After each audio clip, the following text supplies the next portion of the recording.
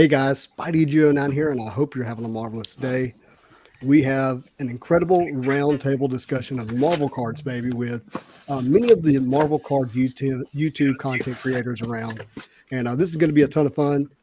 Glad you all are joining us. And look, we've got 10, 11, 12 different YouTube content creators here. So it's going to be a lot of people to hear from. And I'm going to moderate that time. I'm going to ask questions. We're going to be paying attention to your questions as well. And yeah, we've got a lot to learn about and hear about what's going on right now in this hobby. There's been quite a few changes. So let's get the content creators on. And here they are. Look at them. Yeah, looking good, guys. How's it going? So we've got, I'll just go through real quick. We got Sketch Card Hive, the one and only, the professor, as I like to call him. We've got Gigiman Cards, our kind of market man who gives us the latest in Marvel card sales and transactions. We got the one and only Brian, the amazing spider guy, who put together one of the most amazing PMG sets you have ever seen. We got Joshua with Marvel Madness, and he's a YouTube content creator and really supports the community really well. We got the breaker of Marvel cards, guys. We've got Cards of Metal, Ian Fisher, who also really kind of got this PMG craze going with his sales of his Spider-Mans. We got the magician, Merle. Welcome here to us. I got to meet him for the first time in Dallas recently, which was really cool.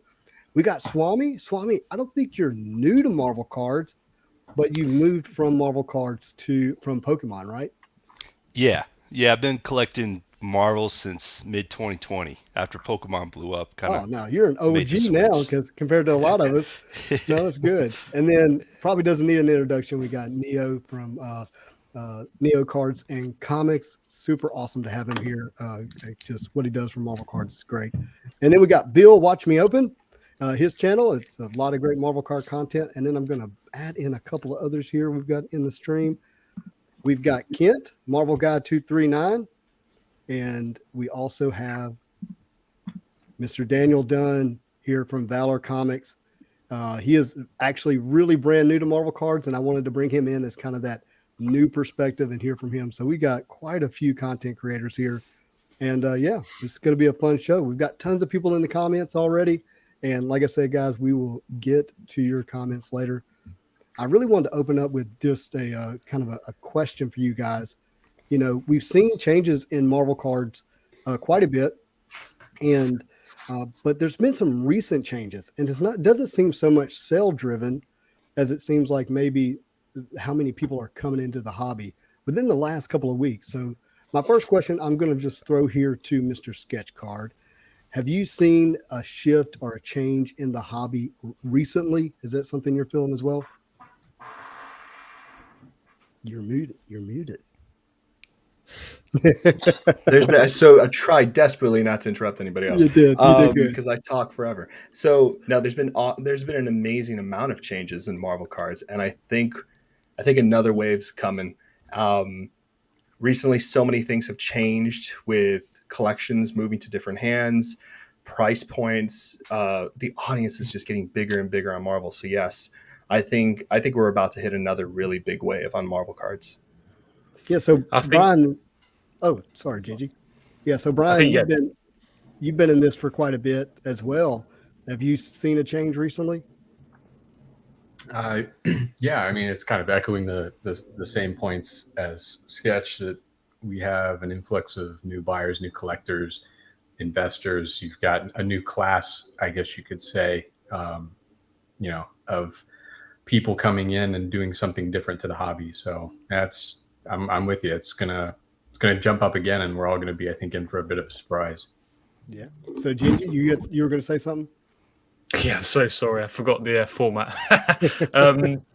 So actually, I think Dallas, and again, you've repped really well, Spidey. I've seen a real impact personally on prices. Obviously, a lot of DMs in Instagram and Facebook groups you've seen like yourselves. But this is, again, as Sketch said, early. Early.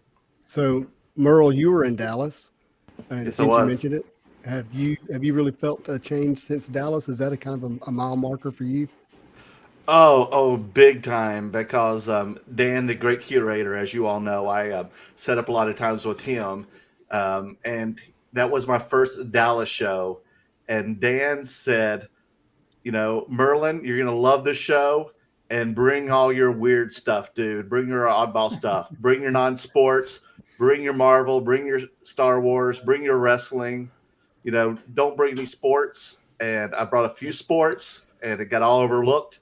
The Marvel was a huge hit on Dan and my table both. They were just, and not just the PMGs, because Dan, had his eye on the PMGs. He was the huge hit with the PMGs, but I had a lot of just everything across the table, graded Marvel cards, modern and vintage. So a lot of the 80s, the 90s, and the 2000s stuff was a huge hit. Very cool. So Neo, I think you have probably the most unique perspective from a content creating standpoint, is specifically because of how long and how big your channel has been, which was primarily sports focused, if I recall, and then started having some shifts into comic cards in the early 2021s, maybe late 2020s. What changes are you seeing of late in Marvel cards? It seems like I agree. Dallas is a big jump to the market. I think the recent golden auctions pre-Dallas prime the pump, if that makes sense. Because we had, what was it, 2 golden auctions in a row where there was massive sale, like whole sets sold, individual Spider-Man sold for massive amounts. So we saw the initial wave back in early 2021 with 90 MU, and the whole market got a little bit of a hit from that, but it seems like it's kind of leveled up to the next level with the rise of the PMGs the last month or two with those 2 golden auctions. But now you're seeing it jump to everything else. A lot of other stuff the last 30 days has started to really spike in price. Before it went from 90 MU to PMGs to now it's basically anything that has a number on the back, I'm just instantly buying it the second it pops up on eBay, is what a lot of people are doing right now, I think. So, Neo, you mentioned, the way you're buying Marvel cards. I'm going to throw this to Bill at Watch Me Open. So, Bill, have you seen a change in just the speed of which cards are being sold, or in the way in which people are approaching selling Marvel cards? Kind of the thought process behind it? Absolutely. And so from my perspective, as someone who opens a lot of boxes, sometimes foolishly, I have I have to always watch what the sealed prices are, because that's the meat and potatoes of my channel. And you can see the jump in prices of sealed product in the last 4 months is ridiculous. And so obviously there's 2 reasons for that. You're always going to expect that sealed product is going to become more expensive as time goes on, because people are going to realize that more of it's been opened, so there's less of it sealed. But the jump that we've seen the last 4 months isn't just that. It's an added, there's a premium on those prices for the popularity and for this little boom that we're seeing right now, where over the summer, 2020, 2018 masterpieces, $400 a box. Now it's $700 a box. Right. We're talking about 6 months, and that's insane. So Ian, you do a lot of box breaks where you invite people in to buy into breaks, on Instagram and on your Whatnot channel. What changes have you seen? Because you've been doing that since what? Maybe August last year, September, is that right? I started back in July. And then how has it changed since July? Which it really isn't that long ago in the scheme of things, but it feels like a little while in Marvel cards right now. Yeah, it just depends on what's going on. The Spider-Man metal has really changed the way people are buying and what they're looking for. So a lot of people hold off, then they push back, and then people buy in. Christmas happens, so everybody's not buying. So it's been a little bit different. This the last couple months has been a big change in the way people are buying their cards. Yeah, because the inventory that they were looking for was Spider-Man metal, and then now that's not there. What about uptick in attendance in those things? It's been kind of off, back and forth. It just depends. Depends on the day. Got you. So, Joshua Madness, as a content creator, have you seen a shift in just the way Marvel card content is being consumed? Yeah, I mean, I guess what I've seen out there for, everyone like you, Spidey, and all that stuff, you're talking about what's the next PMG, what's the next card out there, and you're talking to the Battle Gems, but there's the Royal Foils. There's just a lot of cards out there, as Sketch Card Hive even said before with the 90 MU. I mean, we had a comment that asked 1990 Marvel Universe box sealed is selling for 1K-ish. How lucky will it go to 10K or 100K? It's never going to hit that. This is 90 MU. It's probably going to stay around the same price. People just don't know about the cards out there right now. I mean, I got these two cards right here. These Preserved Amber, right? Mm-hmm. We've seen some of these cards just recently go for quite a bit. This is a one of 175, and this is two of 15. So they're bigger cards out there that, there's only 5 of one of them, so just in the Flair Ultra Spider-Man and all that stuff, I've seen the content shift from, it seems like, oh, there's these cool cards out here and all that stuff, to more, hey, these cards are actually selling for this, and they're just going with the market, I guess. But yeah, I've enjoyed it. Awesome. So, Kent, speaking of the change, you have a sports card background, correct? Yep. And then you didn't make a shift in the Marvel cards. You went all in. You got Marvel cards, baby, written across your forehead right now, and you created your brand and your channel, and obviously what you're collecting. So tell me about that change and the way you see kind of sports card guys specifically moving into Marvel cards.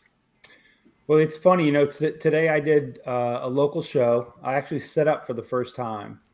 It's just a small show. It's up in North Fort Myers. There's probably, 30 or 40 tables max at a bingo hall. It's just funny, right? But I was, of course, the only person with any Marvel stuff. There was one other guy that had a couple in HGA slabs that was just, he was doing it kind of for fun. But the biggest conversation that I really had with all these sports people was about pop reports and the amount of different cards that people are chasing or are after, or in the sports side of things, when there aren't that many as far as Marvel stuff goes, even though we know there's more than they know of because everybody's just after the PMG, right? So once I started explaining to people, I just had some Planet Metal stuff out there because I try to bring stuff other than PMGs. I only had 3 PMGs in my case. I try to bring some lower end stuff to get other people, looking at stuff that, hey, you don't have to spend $1,000 on a card to get into Marvel. And even just pointing out a copper Wolverine Planet Metal or Storm, it's numbered out of 85. Awesome. And when they're talking, and I had a Patrick Mahomes PSA 10 that's worth $2,500. There's 500 of those. Right. So it's just a different mindset. Once people on it, the biggest thing is they don't really see that there's value yet in it.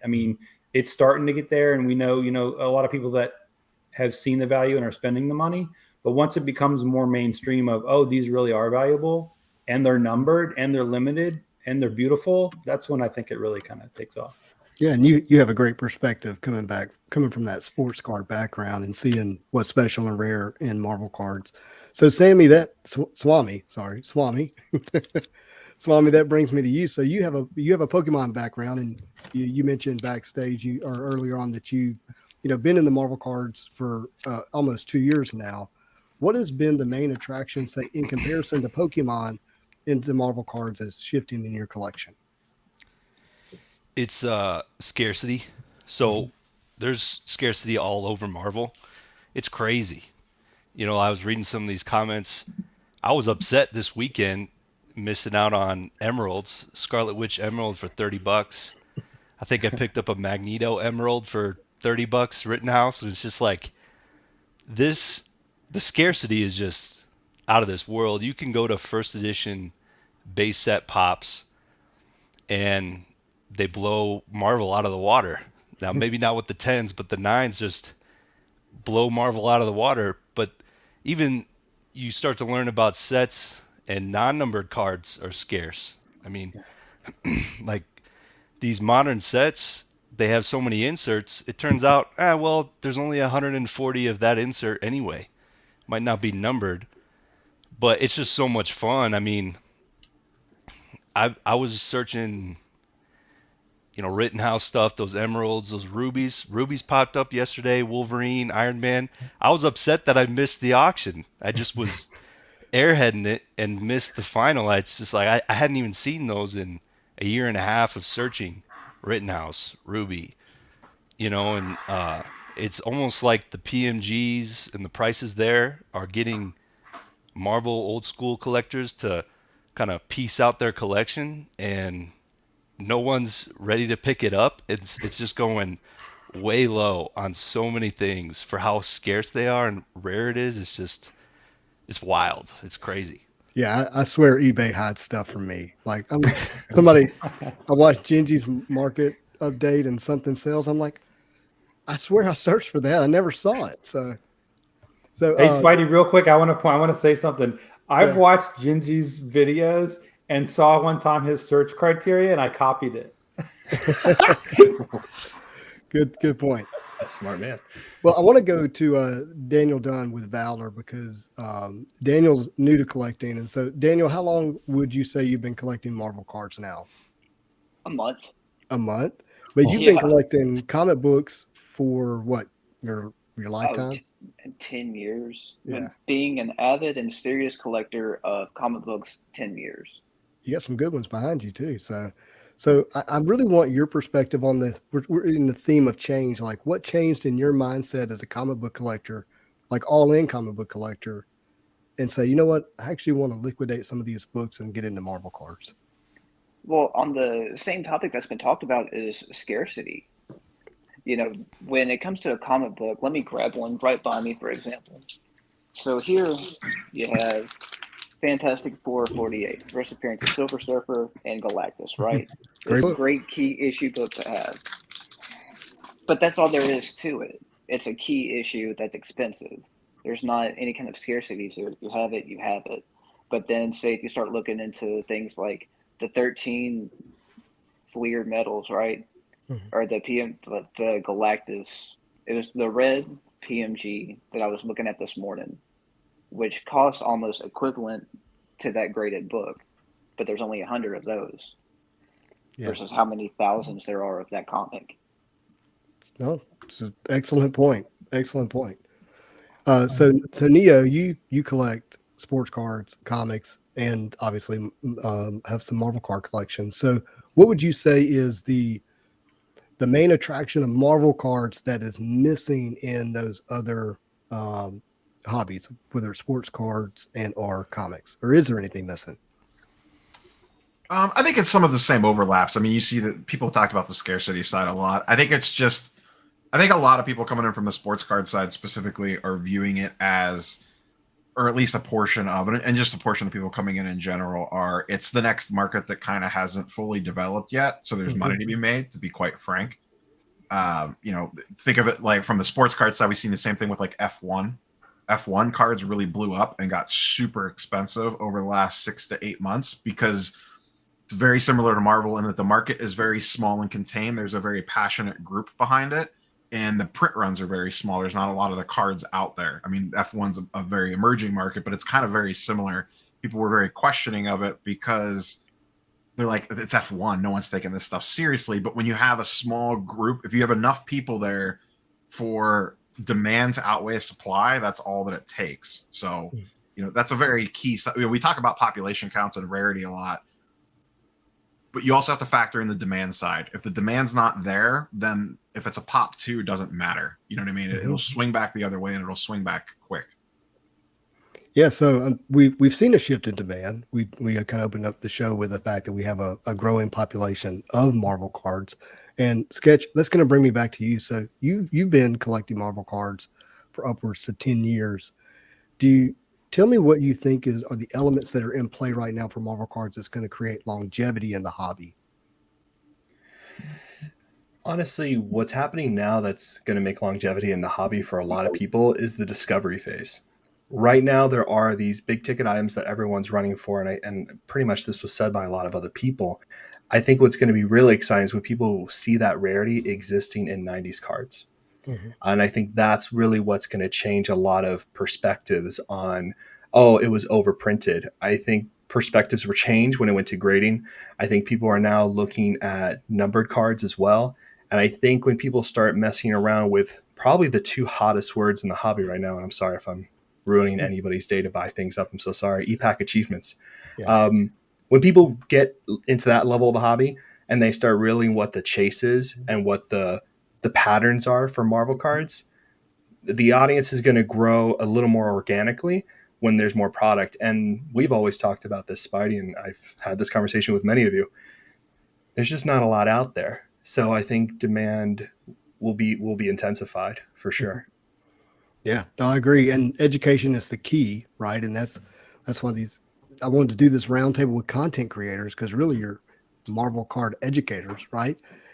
You're bringing about passion and excitement, but you're also bringing about education about what makes up these sets and these cards and what makes them special.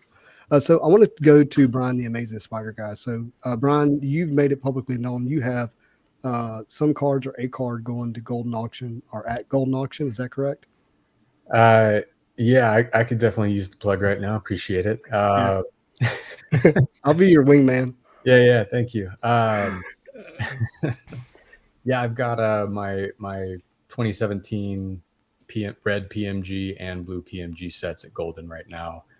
The green set I'm holding. I'm keeping that on the sidelines until things change. But yeah, I'm looking at Do you this. want to buy a house? I'm just kidding. Plural. House. I was going to say. House on an Island. Best quote of the stream so far. Yeah. That's after the Lamborghinis, guys. Come on. Yeah. So no, keep going. Please keep going. Keep me on track, Justin. What was the question again? Well, so you have cards at Golden. I wanted you to describe a little more in detail on what those are. You said red and blues, but give us a little more detail. Right. Red and blue full PSA graded sets. Of what year in cards? 2017. Yeah, I know what you have, but not everybody else. Right. And I was a little, dare I say, irked at Golden. They actually didn't have the picture of Blue Spider-Man in with the rest.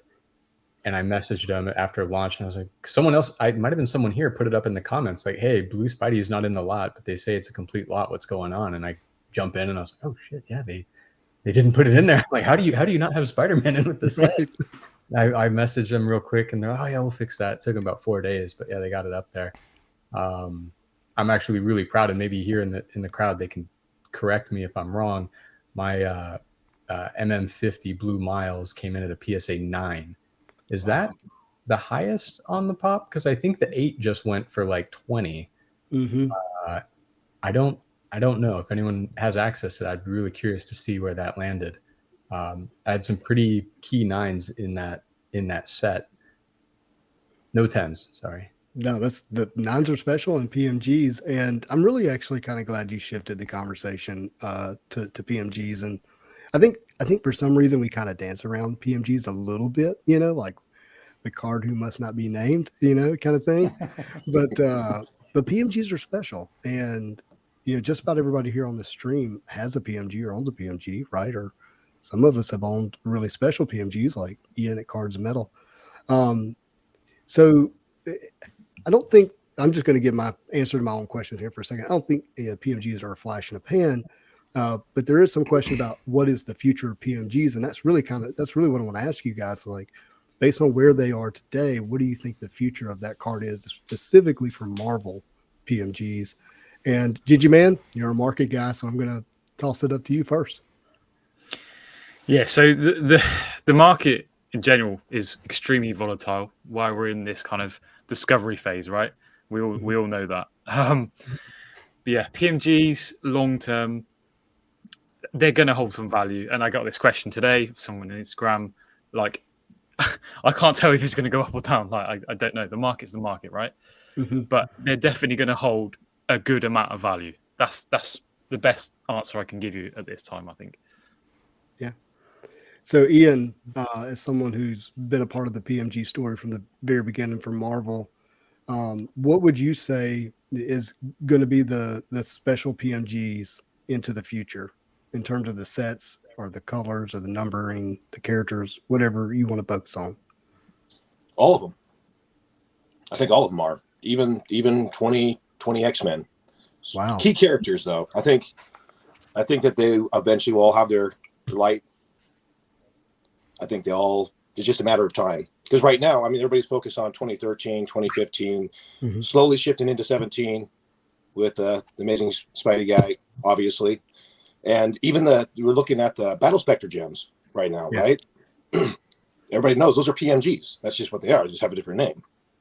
So you look at those, and then 2020 X-Men, I think they're just like what they were back in the old days. They're selling for under $20, selling for $20, $25, not paying very much attention.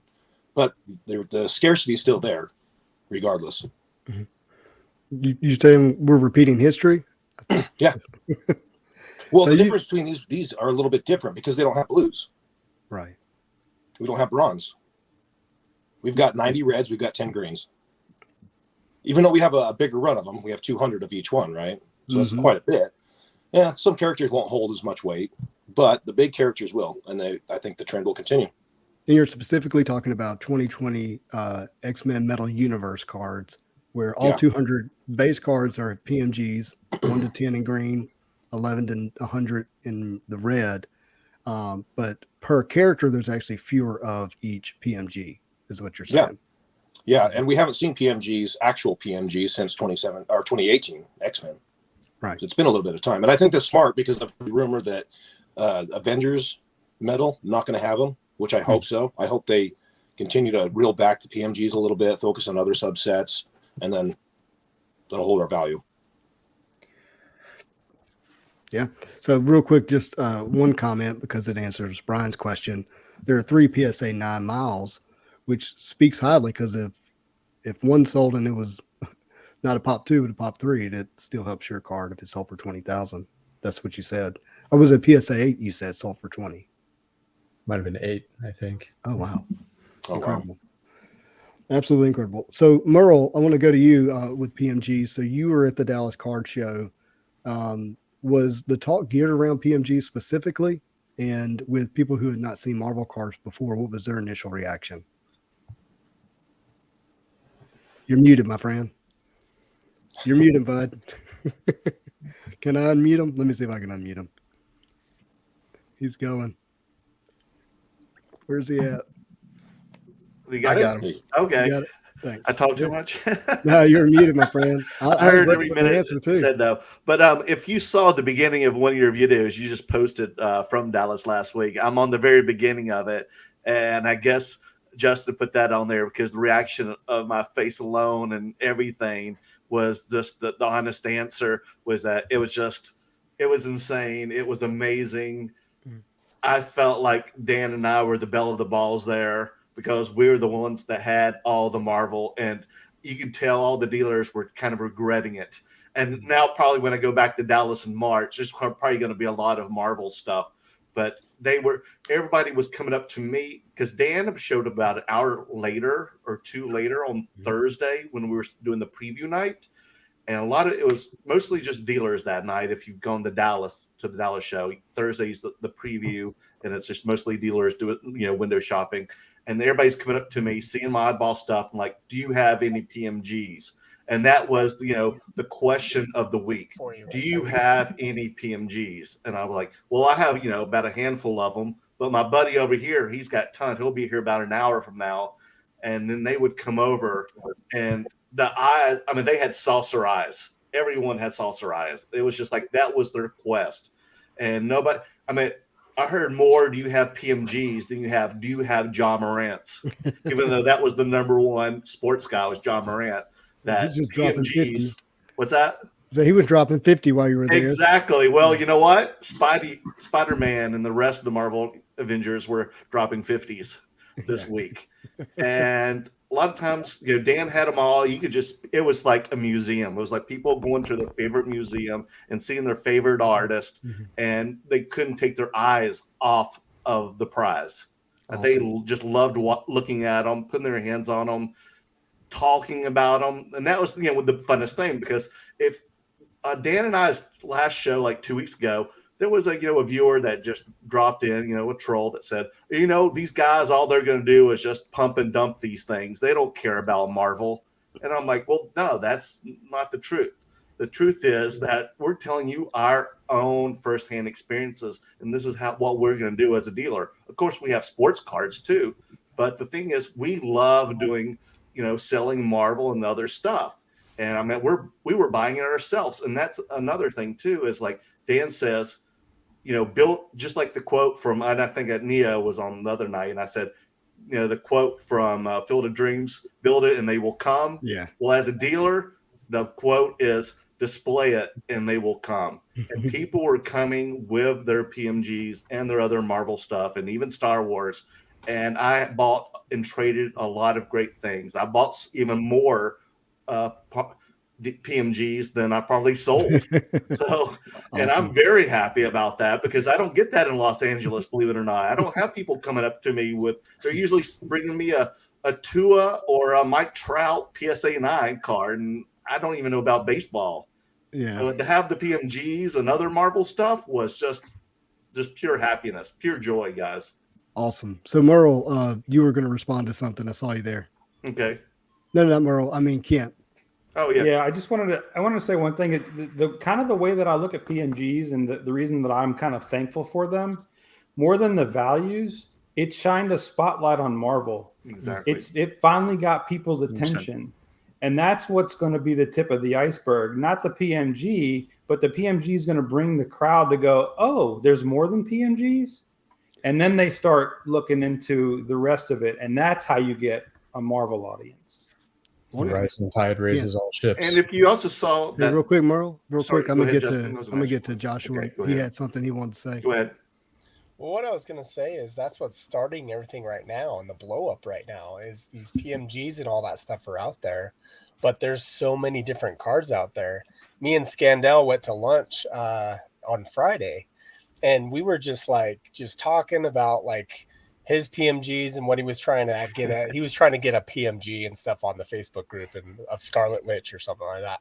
We were talking about that and everything. And we were just talking about how prices of jambalayas and prices of any insert that has any sort of known rarity is just like skyrocketed. Just the last 2 or 3 weeks it's happened. So yes, these PMGs are just the tip of the iceberg where everything else is going to be known what's going on. It's like, hey, like my local shop, just real quick to finish this off, my local shop, they're now asking me, hey, do you want to bring more Marvel cards in? I'm like, I already have a whole display. How many do you want? Oh, we were thinking about getting like two sets of displays for you. And I'm like, that's awesome, man. Do you want me to bring more in? I can, So people, and they're like, oh man, I'm thinking about just switching over to Marvel and all this stuff, just like Merle's been saying. So it's getting going. That's awesome. So Swami, coming back to you.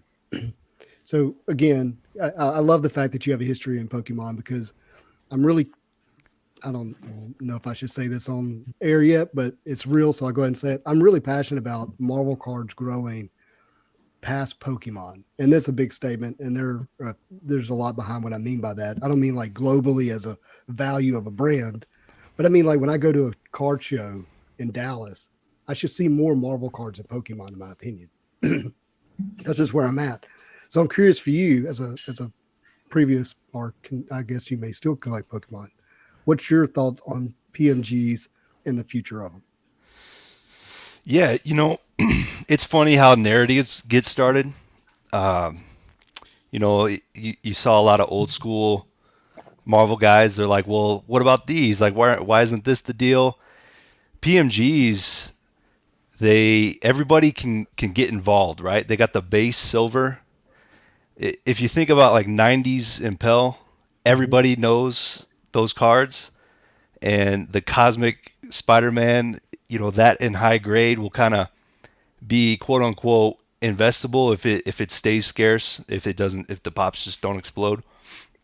But it's kind of like that, the investable part of every hobby is like the top 1 to 5%. Not that things won't increase in value or you can't make money off of something, but if you go to any hobby, base set Charizard, right? It kind of goes from 50,000 in 2016 and jumps up to 350 in 2020, and like the PMGs can kind of carry the market cap for everything else and kind of give it some weight, so that, you know, if base set first edition's a little out of your range, you can go to 8 sets later and be confident, even if you're paying, you know, $200-300 a card or whatever it is, because it just brings that weight behind it, and it just there's some great cards in Marvel. PMGs, just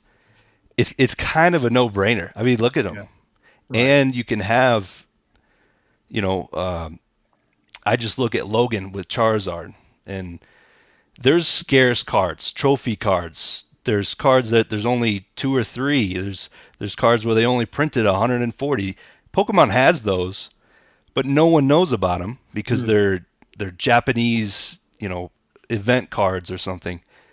So only like serious, you know, doing Pokemon when they get home from their 9 to 5, like everybody doesn't know about them, but everybody knows, you know, Impel Spider-Man.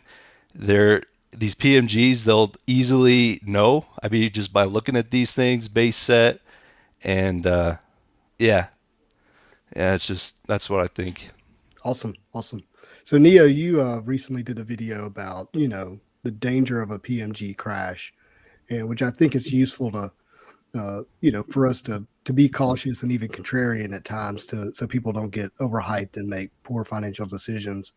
And I watched that video and loved it, but I'm still curious your opinion of what you think the future of the, quote, to use the investment term, since that word's been thrown out, what's the market cap of PMGs? I mean, I think the floor is extremely high. They're never going to go back to the days where you could get, you know, Fleer Ultra Spider-Man PMGs for, you know, $100, $200 or whatever, or, you know, even $1,000. That's never going to happen. But, you know, when you look at, we've seen it happen with sports cards, comic books, and even Pokemon over the last 2 years.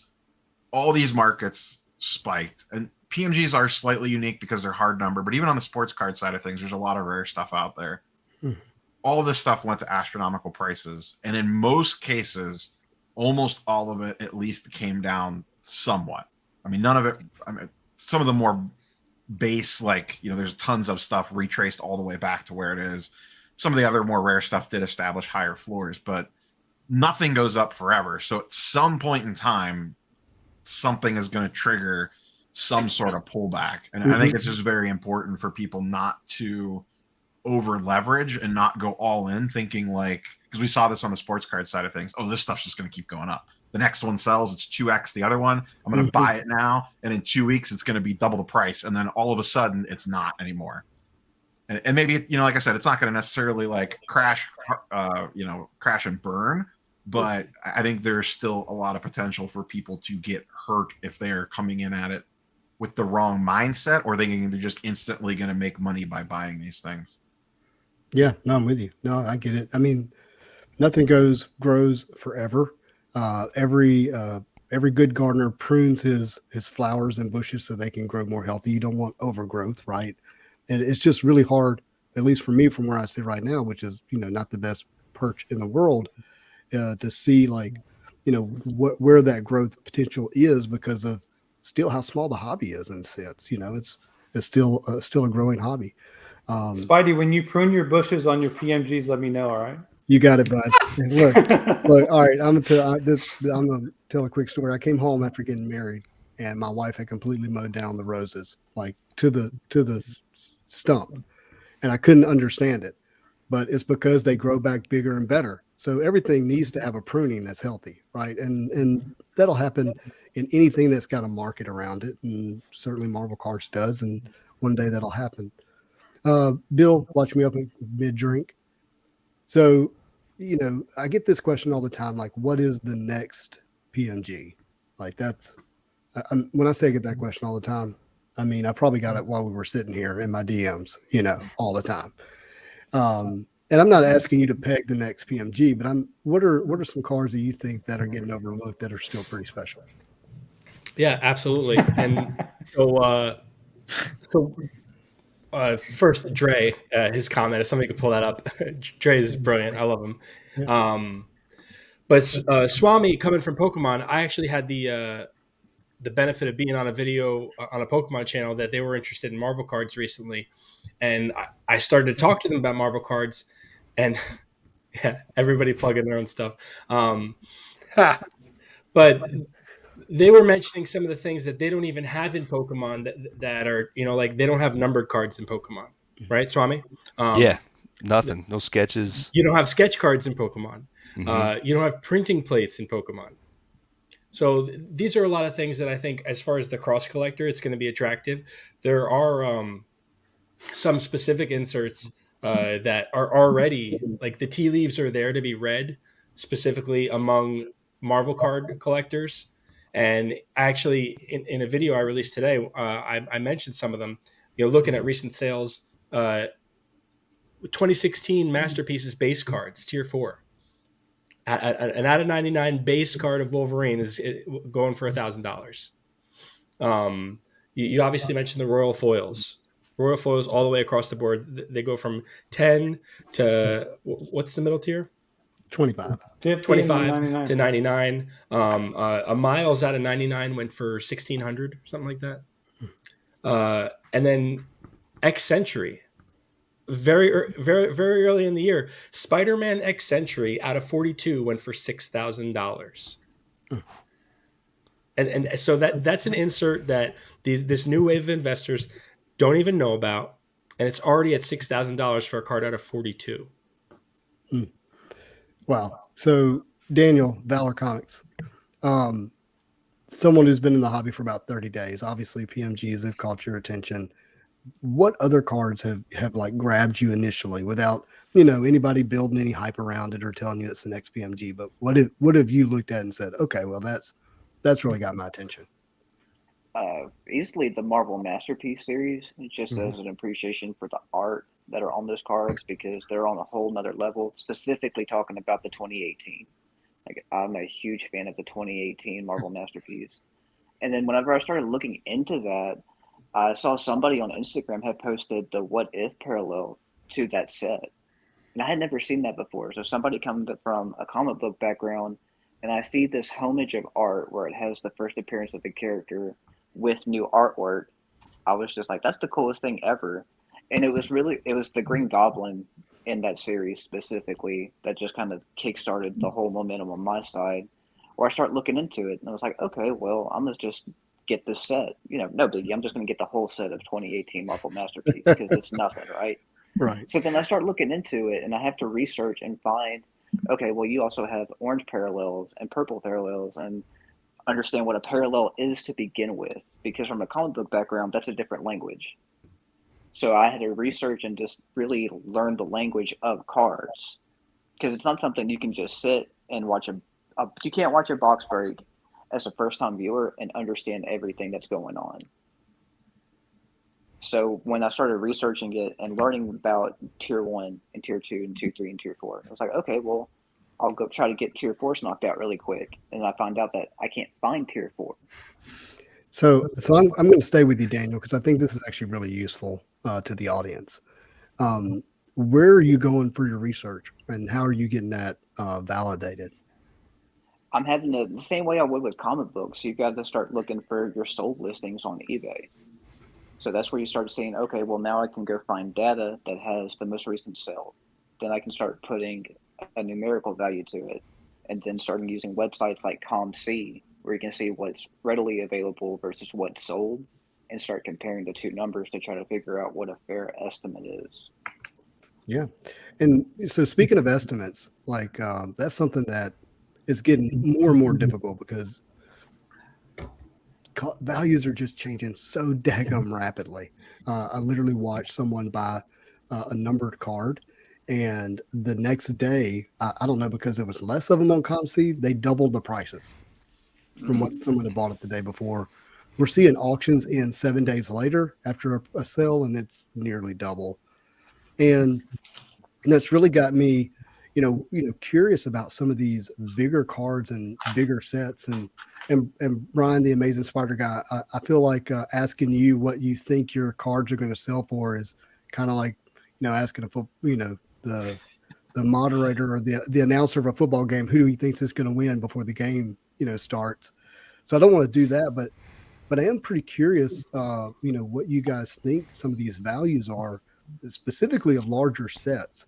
Norn and I helped curate a full 2015 PMG set, and you're talking about all the reds, all the blues, and all the greens, not counting the golds, full set, all graded, which is insane. Brian, you're shaking your head because you know what that job's like. What do you think something like that, if it was sold as one big lot, all the greens, all the blues, all the reds, what it would sell for? And we're going to work back around. I'm going to go back to Billy first and get your thoughts, and we'll work back around. Yes, me. Yeah, bud. What I think a full set Did of you see it? 2015 red, blue, and green would or should sell for? All right. Do you want to see a picture of it first, real quick? No, I've seen it. It's burnt into my brain. Oh, it is. It's absolutely there. I mean, we're talking about minimum $500,000, right? Yeah, that's insane. Yeah, higher. I mean, and like I said, that's minimum. It could be $1 million. I think your greens alone are worth that. Personally. Right. Definitely. I mean, that is just insane, guys. What about you, Neo? What do you think on something like that? Is this going up for auction somewhere, or No, not that I'm this is aware of. just It was private tagged on. flex? Yeah, it was tagged on Instagram, and to me, that's along with Brian's full set. But I don't want to comment on his because his are going to auction. So I'm going to comment on this one instead. So we recently had a red go for what, $70K, or was that 2013? That red set that sold a couple weeks ago. The raw set. Yeah, the raw set. Yeah, it was like 87 plus BP. I think around 600K, probably 700. It depends on, like, are we talking PSA 9s for key? I mean, you get into the weeds on like what are the key characters graded at and all that stuff. Right. But roughly, I'd say probably half to $750,000. Goodness. Without knowing the grades, just because a red set just sold for 100,000 by itself. Mm-hmm. So then you have the blues and the greens in there. So let's say the blues get you 250,000. That's 350 right there, just on the blues and the reds alone, and then whatever the greens would go for. So, for me, there's got to be a way to figure out a multiplier, right? Like in some way. I was thinking through this with my Spidey Gwens. I bought the red for around 1,000. I bought the blue for around 2,000, and I bought the green for around 9,000. All within similar time frame. And so, if reds go for, what we say, raw 77,000, is that what we said? So I don't know what grade would be, but then you might say it's kind of a 5x multiplier once you get to the blues. So whatever the blues would sell for, then you can almost 5x it. And for just the greens alone, you're in the millions if that number stays true. So yeah, and I see you shaking your head. What are your thoughts? The interesting thing there is if that went up for auction, do you have enough people willing to spend that high of a price to run it up to a number that we think would be fair? Exactly. You know what I mean? Like, to say it's $1 million set is cool and all. Is there 2 people out there that would want to drop $1 million on that set? And I'm not saying that there's not. I'm also not saying that there could be 20 people that would easily throw $1 million at that. But like, your buyer pool is extremely small for something like that. Yeah, well, they run in Well, it Sketch takes Car 2. Circle, not mine, so I wouldn't know. I wouldn't know. I think the crazy thing is, and there were other comments about here on like the market. Is the market being manipulated? Is this happening? And there's a lot of talk of trying to figure out where the prices are for these PMGs. And I think the craziest thing to understand is that this is a full set, right? 42 cards, impossible. It really is a very difficult thing to put together. I mean, Amazing Spidey would know more, being a hunter of a full set himself. I've never had to do it. I know a lot of people who've tried or wanted to halfway, maybe kind of completed. Cards of Metal would know this better than me too, Ian. You know what I mean? So you guys have really seen that hunt for the PMGs. Having them all graded out of 42, you would have to get 63 boxes, I think it is. I wrote it down earlier so I wouldn't look like an idiot. 63 boxes, what they're going for now. That's a really difficult thing to do. And I have been talking to a few bigger buyers, people who can buy 80 of me.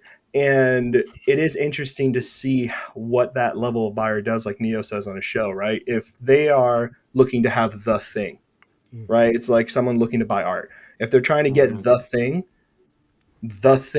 is around here. You know what I mean? That kind of full set, which is weird because Marvel card collectors have always been set collectors. I said this a lot because that's always been my experience from being in the hobby long enough and being previewed to have friends who have done this even longer than I have. So I'm interested to see how that works. I wouldn't be surprised if it hit the 1 million mark. I really wouldn't. I'd be shocked because it would mean that the hobby got there and is still growing. And that would be really great because it would show that this hobby, what I've been saying for a long time with a lot of people who've been in this hobby for a long time, is that there's something really special here. Yeah. And I'm I going think, Go ahead. I'm going to get to the rest of you. I'm going to make a statement and then I'm going to toss it to Cards of Metal. I think Marvel Cards is headed to where one card sells for $1 million personally. That's just my own personal opinion. But Ian, obviously, if I think one card will sell for over $1 million, then I think a full set of red, blues, and greens would do quite well. As someone dude, you've been in the game. You are the game in a lot of sense. Your opinion matters a great deal to me, so I'm curious where your thoughts are. On the opinion of what? On what a full set graded of 2015 PMGs would sell for. Of 2015, we talking about the reds? Talking reds, blues, blues, and greens all together. and the greens. Does that exist? It does. We just showed a photo of it. You're paying attention. Sketching, I helped curate a set Of 15s. of all of them. 13s, I thought, aren't they? Of 15s. 15. 15. Full blue, full green, full red, one owner. Oh wow. Okay, I thought those were Marvel cards or Spidey Guy. This Amazing Spider Guy's full set. That's what I thought those were. I can't see very good. He did his on his own. Okay. Yeah, there you go. Zoom in. Yeah, I thought those were the 17 Spider-Mans. It's hard. I didn't get a good photo, unfortunately. Wolverine. There he is. Wow. There's Spidey. Wow. And he's a 9 if I remember correctly. Wow. That's amazing. What's the blue Spidey? I can't remember offhand. That's I a don't He good want wants to to put speak. an offer. Yeah, that's amazing. Nowadays it's hard to say because of what they've been going for. But no, you're easily. I would say $1 million plus. Right. Wow. Ooh. Yeah, the green set is alone. I mean, the red set, we'll see we've seen what that's been selling for, right? And then blue set, we don't know, uncharted territory. Same thing with the greens, but I'm guessing in the $1 million plus. Yeah. It's we've got people in the chat say 10 million and 2.5 million. Oh my gosh. I at this point I don't think so. I don't think 10 million, but I mean, we're talking we're talking about 7 figures. Yeah, low 7 Oh man, for sure. that's just amazing. Absolutely amazing. Well, Brian, I have a lot of hope for your sets, full graded. And I think we've learned a little bit that where they're sold does matter because of the audience it attracts. And eBay has a massive audience, global audience, but it's not the only audience, and not everyone goes there to buy high-end collectibles. So I think I think you have them in the right spot, Brian. For your set. Yeah, can I take the podium for a couple seconds? You got it, brother. Go ahead. About selling a whole set as opposed to selling the individual PMG colored sets. I was faced with that option: is do I want to sell my red through green in one single lot? And when at the time I had 37 of the purples, do I lump that in as well? Do I send those out too? So after some discussion, it was between me and Mickey's Precious Gems at the time, was no, let's keep them as sets. Let's see where this goes. Because as those start to hit market and become the first dominoes to fall for 2017 FUSM PMGs, that'll start to set the tone, and then you can kind of place your chips accordingly. So it was strategic, and coincidentally, the way they've come to market is not how I initially wanted or agreed to with Golden. The red set was supposed to come out in the Winter Elite, and the blue set was supposed to come out in the one that's happening today. PSA likely just got flooded with stuff, and the reds came back a little late. So we had to shift everything into what is happening now. And I'm okay with it. I did have some speculative concern about the buyer pool. You know, if someone's wanting to buy up the reds, are they also looking at the blues? But then I thought, if anyone's spending near six figures on a lot of cards, they're probably having enough to spend the same amount on another group of cards. So I was less concerned, but at least wanted to give it the option to split it if there were interested parties at one level as opposed to the other. So yeah, I don't think the market's ready for a full spread of red, blue, and green. We're getting there. And to address a comment from earlier I had read about manipulation, I think it's less about manipulation and more about appealing to a different group of buyers. Those buyers are not us, let's be honest. As much as we might wish, and I hate to speak for everybody in this group, we're not spending 1.5 on a, I mean, Gingy, maybe you, I don't know. But yeah, 1.5 on a set of cards. I don't think we are not personally there yet, and that's okay. I'm totally cool with collecting everything else that I love. PMGs I jumped into because I love them. That's how I got as far as I did. And then again, when the market changed, I was like, I still love them, but I'm also loving to sell them. So, well, I got another question for you real quick. And that you have red and blue going up of 2017 Flair Ultra Spider-Man. Will they end at the same time, or will they end at different times? They are ending at the same time. Does that make you nervous? Not really, because I know the people that are of the ilk to be making these buys probably have assistants on different computers making these bids for them. So I'm less concerned about that. So I'm hoping this sets a tone for the rest of the market. We've seen what the raw reds did for 2013. We've seen what some of the other single cards have been hitting at. I'm really curious to see where these go. If anyone has any speculation, I'm happy to hear it. I've heard some outliers on where they put these sets, and you know, I'll just say it because it's kind of funny. And I fully don't anticipate them to hit this. Maybe not now as the first one. Maybe 3 or 4 sales in, we'll see it. But some guys are saying that the blue set's going to sell for 400, and then the red's going to be at like 190 to 2. I think that's a couple years away. I don't think that's happening now, but I'd be happy to be a part of the movement that gets us there. Yeah, no, I hear you. And I've actually heard similar, and oddly enough, not quite those numbers, but enough to make me go, if that happens, buckle up, you know, kind of thing. But look, hey, everybody in the chats, and we're up to 109 viewers. I'm so stoked, guys. Marvel Cards, baby.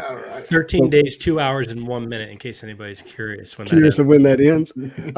But we actually can I add something to that real quick, Justin? Yeah, go ahead. I think one of the advantages to doing what he's doing, selling it at the auction house, is remember, it doesn't just go bam, shotgun end like eBay. Right. There's extended bidding if people want to keep going. That last bid hits, it extends another X amount of time, and X amount of time, and X amount of time, which is an advantage to putting these things as a seller into an auction house like that, because you know it's not going to be just last second, boom, boom.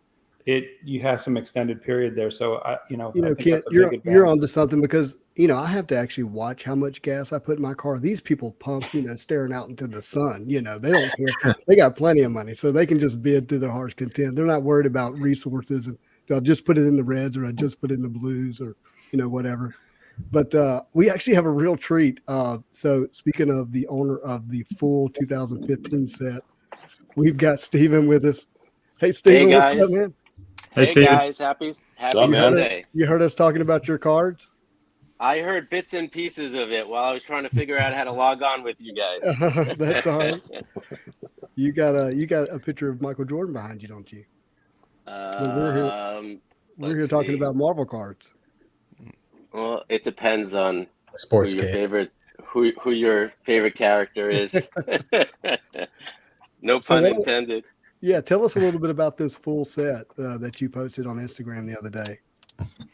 I think it's a huge accomplishment. You know, it's interesting because my perspective is I look at everything in terms of the bigger picture versus individualized, which is why I love seeing a complete set, you know, and its presence and what it means, and you get to really appreciate all the artwork, you know, no matter who the character is.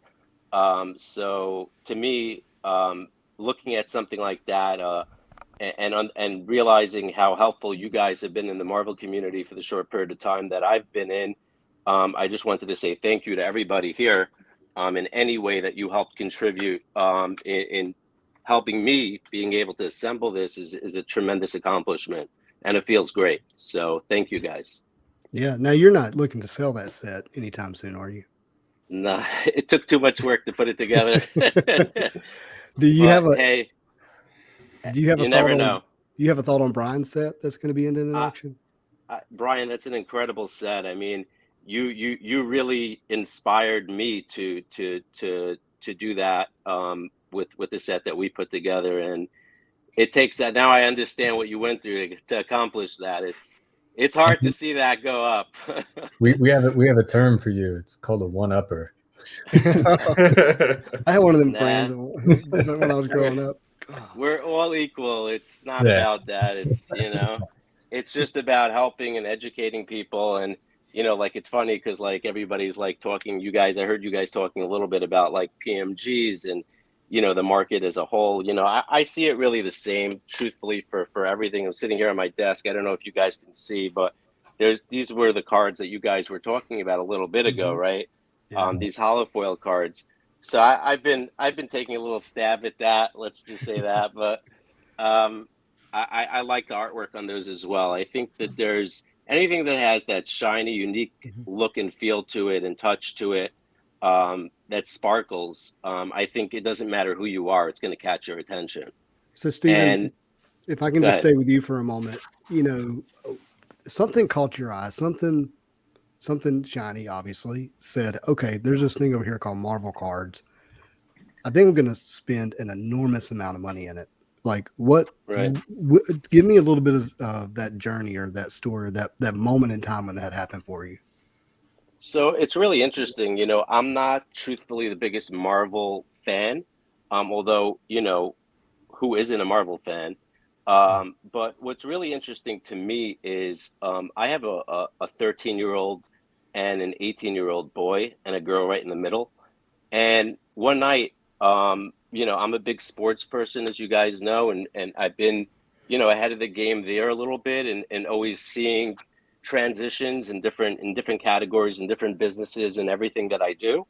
And I saw this card. It was like a Captain America card.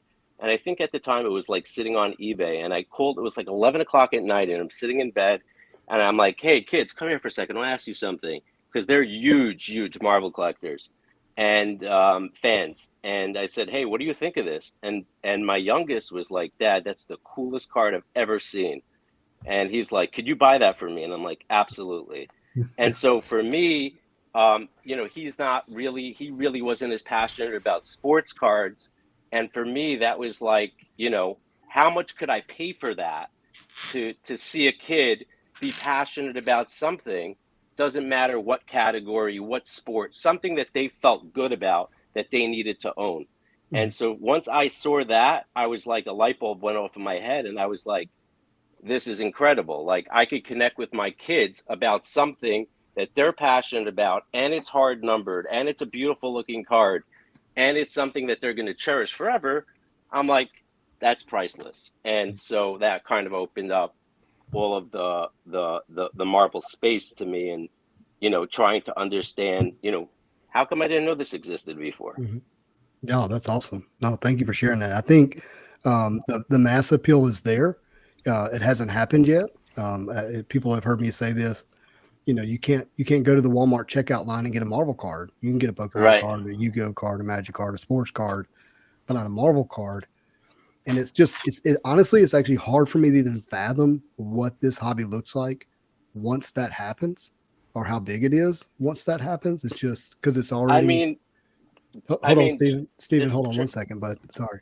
So it's just really hard to really envision how many people are going to join, collecting Marvel cards, and what that's going to do for the prices of some of these cards, and if there's even going to be enough. And so I'll come back to you, Stephen. So with that reality as a possibility, do you think number one, do you think it's going to happen? And if so, like what is it going to end up looking like? I think naturally it's happening right now. I think a lot of the things that you guys are discussing in terms of seeing these big jumps and spikes in the market, I mean, from a high level, if you really think about it, I love Zion Williamson as an example, who's a basketball player, and Panini's printed, 500,000 Zion base cards and only a certain amount of numbered cards, from, call it 100 serial number to 199 and down. The lower you go down the chain, the more desirable they are. So there's a lot of like relevance to saying, hey, I can own a card that I know how much supply is there, and you have the color coordination. It's not like you have 78 different versions here. It's like pretty simple. It's blue, green, red or golds in those instances, or bronze. And you just got to look at the whole picture and say, hey, Marvel's producing so many new movies, so many new shows. There's no injury risk of a player getting hurt. When it comes to this category, this is a category that's been around forever. It's pop culture. How many more people could actually relate to this over sports? Or, Tom Brady just lost a massive game, and, people are like, oh, it's the end of the world. He's the GOAT. That's established. Spider-Man's the GOAT. Captain America's the GOAT. Like, guys, this is like a much smarter investment than a lot of other things that people are investing money in. Goodness. It's hard to think about Marvel cards as an investment. And so I want to toss this over to Gingy. Gingy, your channel is Gingy Man Cards. What is it? Something in investments, collecting and investing, right? So you've been using that language, for a while now. Do you see your audience engaging with you with Marvel cards and viewing them as an asset, as an investment? 100%. Yeah. When I started creating content almost, a year ago now, it was very much, Sketch. You'll probably agree with me. I was probably frowned upon by many, and slowly over the past kind of 3-4 months, people have really started thinking, okay, this makes complete sense. Like Ginger Man might be. I'm not saying I'm right. Definitely not. Far from it. But he might be. What he's saying might be correct. These cards actually could go the whole hog, and it could actually be an asset. Again, Stephen said it so well. Like, and again, I use my son all the time as an example. He knows every single character of the Avengers. He's 5, and many, many more. When we think about the hobby and the cycles and the whole shebang, it just makes complete sense. And again, I don't know how we've not come to this years sooner, but here we are, right? Yeah, we need to do kind of this look back of how did Marvel stay hidden for so long? Yeah, and explain how it's even possible that we wake up at 2022 and Marvel, the brand and the property, is so large, but yet the Marvel card is still rather small. I mean, I got a message today from a somewhat local comic book shop that just now became an Upper Deck distributor for Marvel cards. They have Pokemon, they have sports, they have Star Wars, and they're like, and we just now got Marvel cards, which is kind of crazy when you think about the brand popularity, so to speak. So honestly, guys, like that really wraps up the series of questions I have. I know we have a ton of people still in the chats. I'd love to get to some of those questions. And then were there any, let me do this, any other thoughts that you wanted to leave with us? And let's start with Swami. Yeah, it's pretty exciting with Marvel. You saw in Pokemon, like the 20-year rule where kids when they're 5 to 10, 20 years later, they got their own money, they can kind of spend their own way. That happened with Pokemon. If you think about Marvel crushing over the last 15 years, they just have ruled the world. They're all over the place. But I wanted to just reiterate, like the first thing Neo said about, I don't know where they're at right now with prices. Like prices could come down. Everything's kind of gone through a cycle. And I was just thinking, we were talking about those full sets. That's big dog money, right? Like that's a different buyer when you compare, like if you're going to buy PMGs today, maybe you pick one up.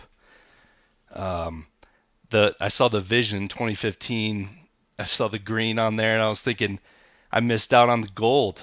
I was trying to bid on that gold. It went to like 1,300 or something, or maybe I went to 1,300.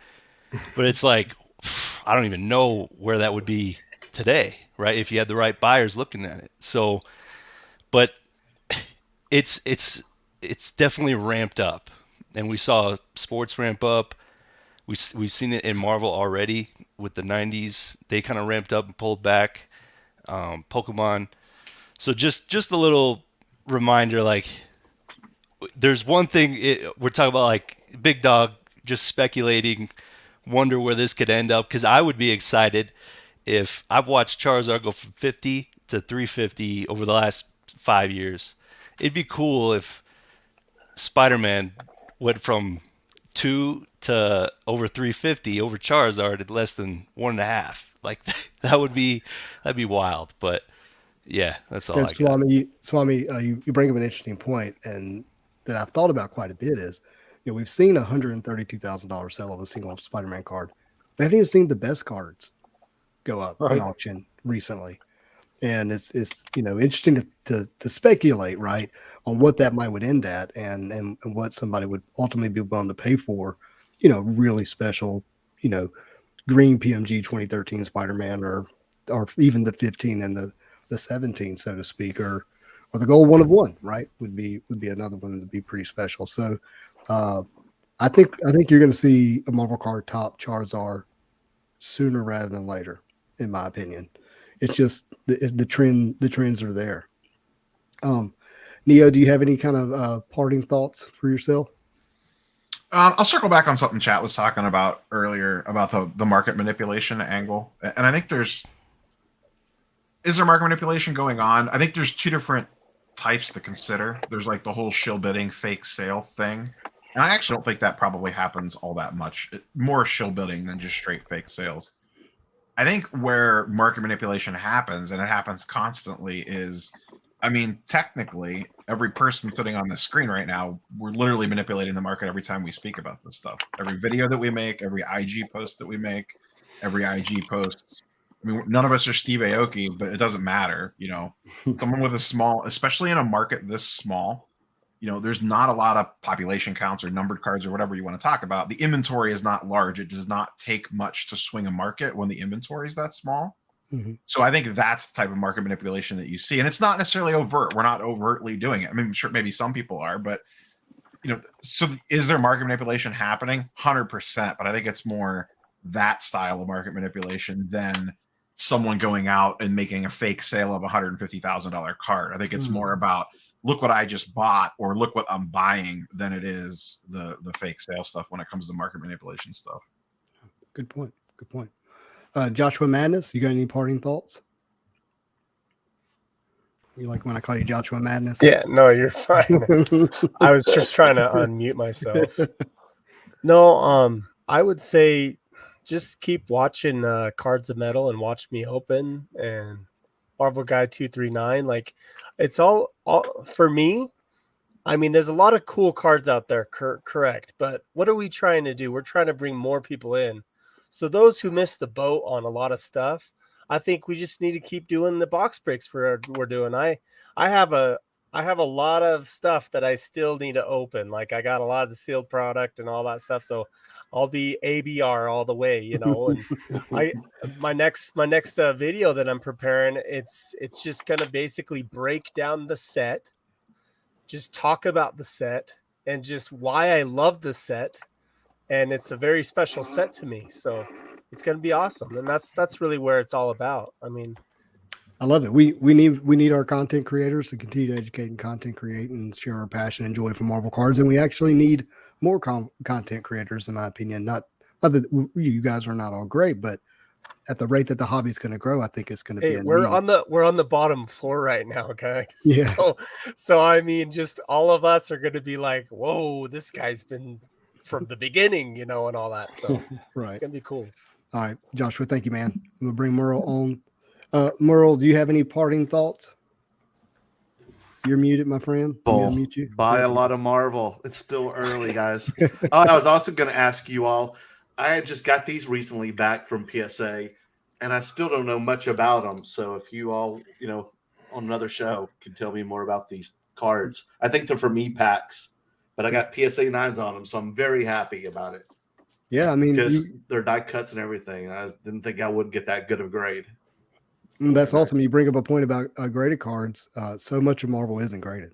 Mm-hmm. One of the comments I got recently that really opened my eyes was this: someone coming from the sports card hobby saying what they've been most surprised by is how few Marvel cards are graded.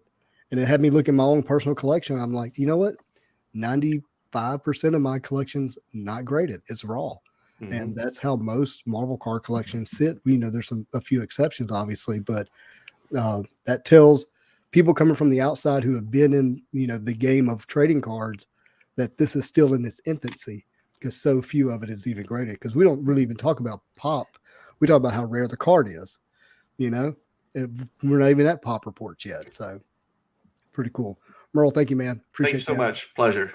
Hey, so Kent, what about you, bud? You got any, Well, it's funny. So a couple of things. So one of the things that Josh just said is a discussion that I had today at this card show was about content creators. And if you go look up sports cards, you find a million YouTubers on sports cards and on Pokemon cards. They're everywhere.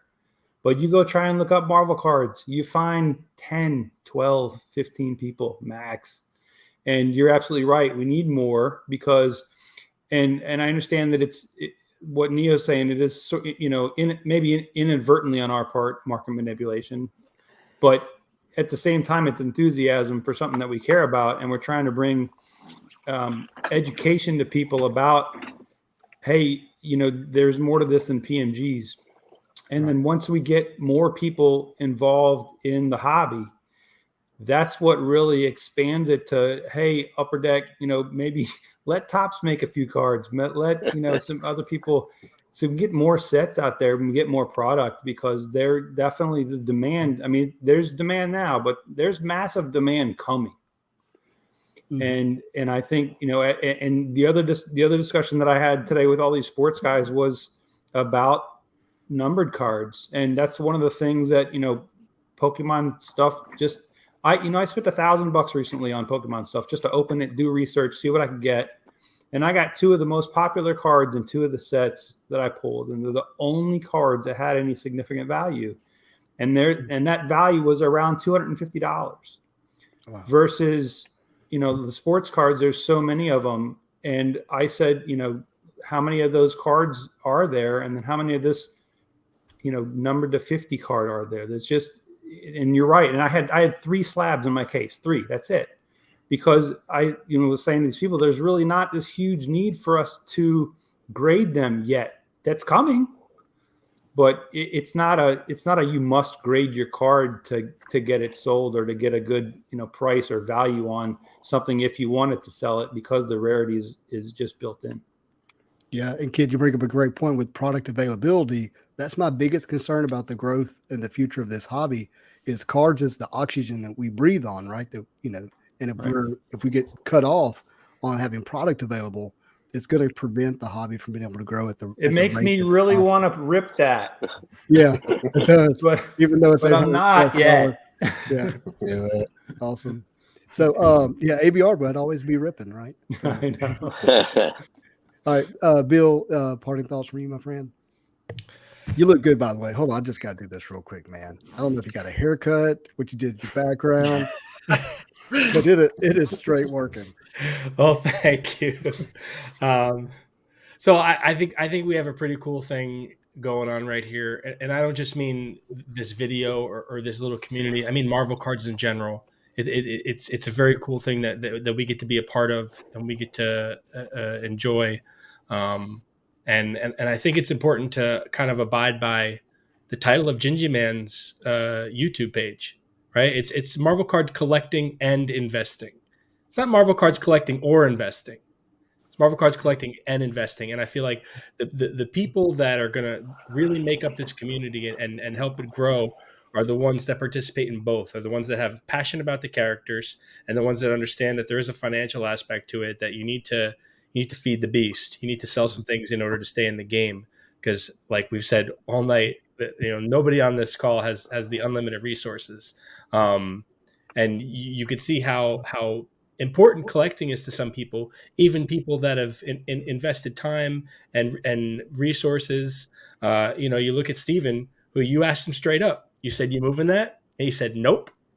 when most of us are probably, if we had it, be like, "Yep, we're moving it." Right. And so that's really cool because that's the collecting side of it, right? That's the appreciation, the passion. It's the type of attitude that's going to support this hobby long term. Man, so eloquent. That was awesome, dude. Thank you. I'm going to kick it over to Steven. Steven, you jumped on late, but you brought a lot of value. Any parting thoughts for you? I think that you guys use a word that's commonly used in terms of, you're saying, market manipulation. There's no market in this world that's not manipulated. I don't care what industry you're in, what category you're on. Let's just call it what it is. And there's a big difference between manipulation and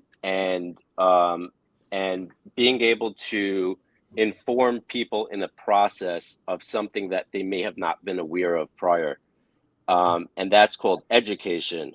By you seeing and posting the content that you're posting, at the end of the day, it may take just one post for me to look at something and be like, hey, that is super cool. I didn't know that that existed. I didn't know that was something that I can actually go out and buy. Even if it's one card, one character, that's how you start building a set. At the end of the day, you start with one, you pick up another one. There's value in all of it. At the end of the day, as long as Disney and pop culture is there and you're buying cards that are limited supply, that have nice artwork or have some sort of a story behind it, I think this is just the beginning. I think you're going to see multi-million-dollar sales very soon in this category. It has to. You're having it in comics. It's funny. I had a conversation with somebody, and I'll leave you off with this. Somebody said to me, I love comic books because, there's established values there. And I said to them, when you get a comic book graded, what do you see? The front and the back. You're not looking, you can't read the book. It's graded. That's the whole point of grading it. And that's beautiful, but really all you're getting is the artwork on the front cover and the context in the back. And so when you can have a card that's portable and tangible and something that, you don't have to take boxes and lug around and fill up your whole trunk with, and you can easily tell a story, there's a lot of value in that, especially with this character, with these characters and the new characters that are coming out. And, it's a good point you mentioned, a lot of the sets have different years. Miles Morales, clearly, Brian was talking about in the 2017 set. I think that's going to be massive. And, if you look back in 5 years from now, we're going to be like, each one of these characters had developed into something that means something to somebody today. So it's generational. Start with one card, build your collection. Everything's achievable. Brian's a great example of showing that. I mimicked, and it's just one card at a time. Marvel cards, baby. Let's go. Oh, dude, yeah, absolutely. Hashtag Marvel cards, baby. I love it. Thank you, Steven. That was awesome. So, Brian, you win the background contest today. You didn't know that there was one, but you brought the light show. I love it. I felt bad even taking you out of the stream a few times. You should have a Silver Surfer in there somewhere. Yeah, that's right. That's I'll send you one. Awesome. Yeah. But yeah, man, toss up your closing thoughts for us. Oh, do we have enough time? Yeah, Yeah, I think we do. gosh, I have to like go on a quick tangent on the metal series, retro 13, 15, and then 2017. Obviously, we've got Spider-Man coming out. We've had X-Men, which to some was less than had met their expectations. And I'm looking at these 3 years of PMGs, and I'm thinking, wow, these are kind of ushering in where we're at today, right? That's the foundation. Like you see it in the comments. I've been getting messages like, wow, you guys are just talking about PMGs today. I'm like, yeah, that's kind of what we're doing. Yeah. But I have to give my not so impartial battle cry for 2017. It's the thicker card stock, the shiniest of shiny cards. It's a real premium product. And because I'm only a Spider-Man collector for the most part, that's the only metal set I got into. I don't have any of the other stuff, even a onesie twosies.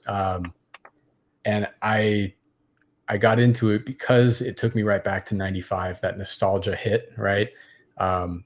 There's a lot of research surrounding what nostalgia does to people, especially in time of crisis. And that happened to every one of us in this chat for the last year and a half, 2 years. As this boomed, we all got drawn into this nostalgia. And 2017 FUSM did that for me. And then the PMGs were the shiny part that really took all my money. But I want to touch on grading as well.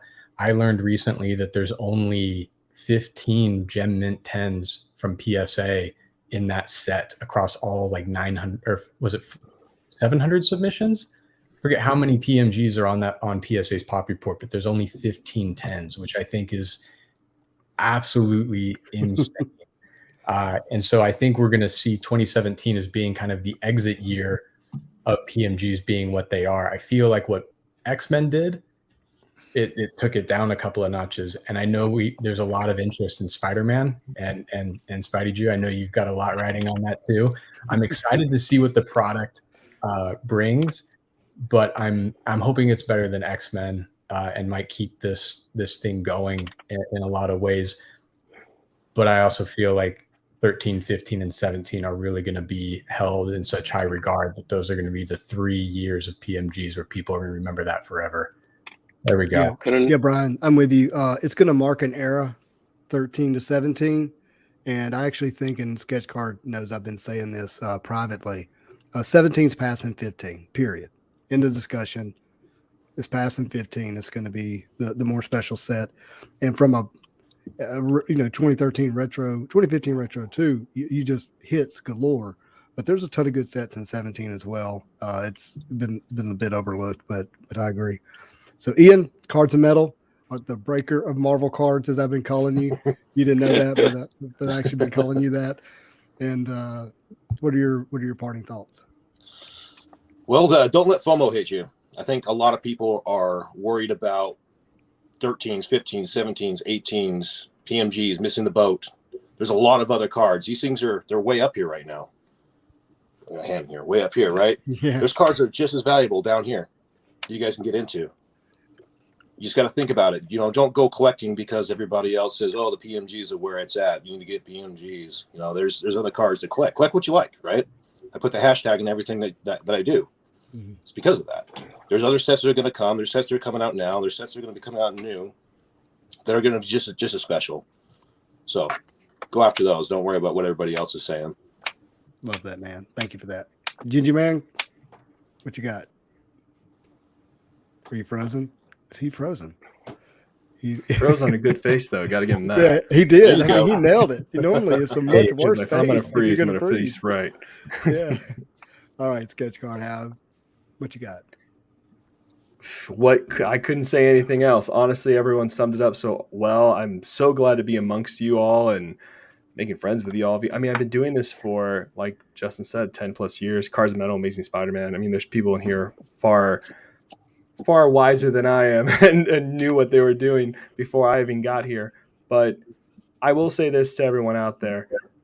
There are going to be cards that are going to meet some pretty high ceilings, and you're going to see a big growth in the hobby. And I think we still have plenty of room to grow. And that's not speculation. That's just seeing the data. And we've all talked about this in some way. Again, I'm going to echo what Cards of Metal said. No FOMO. There is more than enough great Marvel cards out there. I've only been collecting Surfer, but I can't tell you, I'm always tempted by every insert, every set, and it's all great. And I hope all of you are going to have a great time, and I think it's going to be a blast. Lovely, man. Love it. Ginger Man cards, you froze beautifully, by the way. I don't know how you did that. Rarely happens, but now you're back. Any parting thoughts for you? Yeah, man. Just extremely blessed and excited to be part of all this kind of this community. I think the only thing I want to say is be nice to each other. There's going to be a lot of new collectors come in. I know there's a lot of OGs out there not too happy, and that's a shame. But this is what's happening. This is what's going to happen. So let's do it together, and yeah, just enjoy the hobby. I'm really excited for the future. Plenty more content to come, and yeah, a pleasure seeing you all today. Awesome. First of all, let me just say it's an honor to be with each and every one of you in this. Just, I can't help but be a little bit reminiscent of January last year, desperate for Marvel card content, and all I can find is Neo and Swaggle House. That's it. A few videos. And I made this video about this struggle of changing my channel to a Marvel card channel. And, you know, I like even want to get emotional just seeing the growth of the hobby, seeing you guys here and the excitement and where Marvel cards has gone in just a year, seeing, you know, that we have 93 plus 100 viewers on, which is, I know that's small to a lot of people, but for me, that's a big deal. And I didn't get to read all the chats, but it looks like it's been very active and engaging. So a couple of different things I would want to say. You don't have to own a single Marvel card to enjoy this community, to be a part of it, to give to it, to contribute to it, to make content around it. The cards are the bonus. The cards the benefit, right? So don't hurt yourself. Be responsible. What do we say? Collect responsibly, right? You know, e-pack responsibly. I learned that one the hard way. That's another story, another video for another day. Yeah, I'm not alone. But yeah, look, you know, be wise. Have a good group around you. Don't have a bunch of people just giving you what you want to hear. It's okay to have some people that in your group that doesn't always agree with you. Make space for them, which is important. A word that's really important for me is grace. Let's have grace for one another in this hobby as we continue to grow. There'll be growing pains together, which is awesome because that means we're doing it together, right? And, you know, look, I'm like Gingy, Marvel cards, baby, right? And also have a marvelous day. Hold on. What? Marvel cards, baby. Yeah. Love it. The accent. I appreciate every one of you guys. You guys are awesome. Thank you. Yeah. Thank you, guys. Moon Knight. We'll see you Later, soon. everybody. Yeah, that's right. Bye.